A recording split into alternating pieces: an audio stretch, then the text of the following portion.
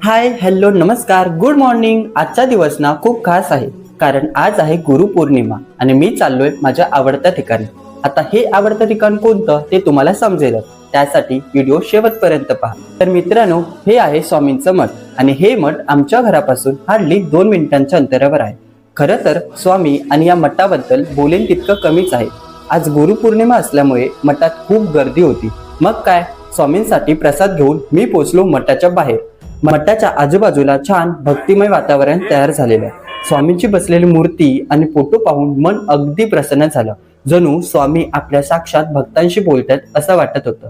स्वामींचं दर्शन झाल्यावर मी निघालो आमच्या शाळेजवळ, जिकडे आमचे शिक्षक तर नाहीत, पण 10वी पर्यंत मजा मस्ती केलेल्या आठवणी अजून मनात घर करून आहेत। तर ही आमची नवजीवन शाळा, मराठी आणि सेमी इंग्लिश असणारी शाळा कालांतराने इंग्लिश मीडियम मध्ये रूपांतर झाली आणि या शाळेचं नावच बदललं।